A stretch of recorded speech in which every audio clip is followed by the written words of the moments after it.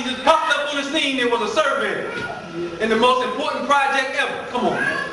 Commissioned as a surveyor of the District of Columbia in 1789, and then appearance as an almanac maker in 1791, and chief surveyor and designer of the District of Columbia. How you gonna just pop up making almanacs, making ephemeruses? You're doing all this stuff, nobody don't even know you. That's because he was hiding his identity. 1793 almanac was the most widely read book in the colonies.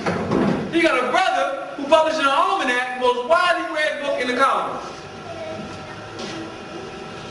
All right? And we have to change our concept of the slavery that was going on through that time. We were at war with them. Some of us were wise enough to know what was going on, so, like some people will tell you, might not explain it, we made them temporary custodians to hold on to some of the knowledge. All right, and they know that. His activities before the first almanac. The only record they have of him from alleged birth, 1732 to 1789, when he first comes out, is some transactions at Ellicott Mill store in 1795, 1796, 1774, 1775, then in 1799. Besides that, you don't know who this dude is. Ellicott Mills was Andrew Ellicott, who worked on the surveying with him. Besides that, who was this dude? He had a special project. All right? Banneker was the secret Moor who designed the Republic. He gave them all the information, and he hid the cosmology inside of the science that he gave them. That's how you know it's ours. All right?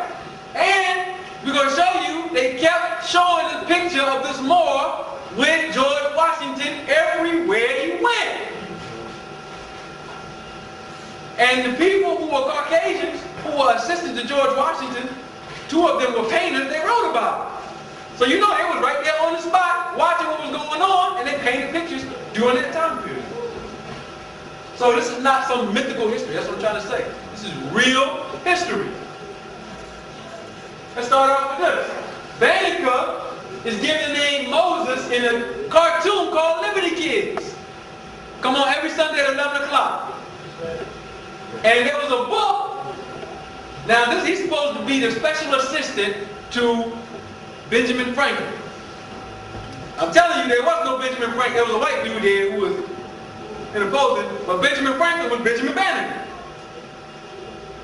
The real works that are applied and given to Benjamin Franklin are really the works of Benjamin Banneker. And they're telling you secretly in cartoons and everything. You know how they communicate subliminally.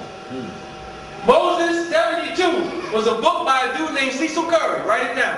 And what it was, the book is about Benjamin Franklin having a code name Moses 72. And being a secret double agent working on behalf of building the American Republic. Now the number 72 has everything to do with Moorish cosmology.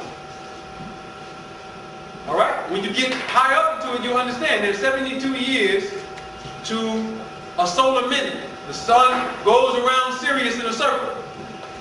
There's 360 degrees in the circle. When you take 360 and multiply it by 72, you get how long the great year takes, which is 25,920 years. And he left it right downtown on the design for Washington, D.C. and Philadelphia. He left that science down there. He's going to show it to you. So he was the real person that was doing the work. And when you look at the cartoon, it's dropping how Moses was the assistant to Benjamin Franklin, and he was helping him do everything, postmaster work, all this stuff. They never tell you who he was, though. Just some dude who carried free papers around. All right, some stuff on Benjamin Banneker and Franklin that lets you know that something fishy is going on. Both were self-taught scientists, inventors, astronomers, and farmers. Self-taught, had no formal education, while all these other people was going to Yale and all these other places.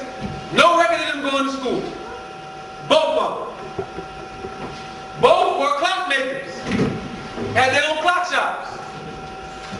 You know Banneker is given the history of making a clock, and you can prove that he knew the science by what he left astronomically. Alright? He was the one in his almanac that was talking about Sirius, Arcturus, and Spica, which Washington, D.C. and Philadelphia laid out on. Okay? It was him. That's in his almanacs. Banneker. Both published almanacs in Philadelphia. Both were abolitionists in Philadelphia. I'm saying both because there's no record of them meeting each other. Ever. Even though they met the same people. Like Benjamin Rush, George Washington, Thomas Jefferson. They met the same people, but there's no record of them coming into contact, and you're not going to find it. Go find it. I give you $1,000 on the spot if you find it. Franklin was the ambassador to France. Banneker sent his almanacs to France via Jefferson. They got it right in the letters to Jefferson. And he was connected to France through his connection to Pierre Lafont, the first hired architect and designer of Washington, D.C. Alright, there's other connections to France dealing with the French and Indian War and who were the Acadians, because it's all connected back to him. And it caused a revolution in France where they went against the monarchy. Toussaint Louverture and all these other more that were there, they were responding to something that was going on secretly. Alright? The Grand Lodge of France was not in alignment with the Grand Lodge of England. Two Masonic groups. Better get this history. Franklin was the governor of the Sons of St. Tammany, a secret society who honored Chief Tammany. I got it. Of the Abenaki. The Abenaki is the root word of Banneker or Banneker Springs. And the Abenaki had the three-branch system of government. So here you have the tribes who given the information to the Americans to build a government. The etymology of the name of the tribe fits Banneker's name, and there was a whole confederacy called the Abenaki Confederacy. You can go look it up online. Wabanaki. They put a W in front of it. The Wabanaki Confederacy was against the Iroquois. All right. I gotta get them. Yeah, get them off the stage. I gotta get off the stage. Come on, bro. Both were musicians that played the violin and harp. When they did findings, archaeological findings at Benjamin Banneker's home in Banneker Springs, which they burned down, both of them got their homes burned down. They found glasses, spectacles, bifocals, instruments. They find all the same stuff that's connected to both of them. And I said both had their houses demolished after their alleged deaths. Alright? So there's a lot of stuff that people can argue on that. I'm not arguing. I'm arguing that the stuff that you're attributing to Benjamin Franklin is really Benjamin Banneker. More is going to come out as we go. How much time I got? 10. 10, okay. Zodiac of Banneker's almanac, showing the human body and its connection to the zodiac. The parts that each zodiac rules. Aries, the head. Taurus, the neck.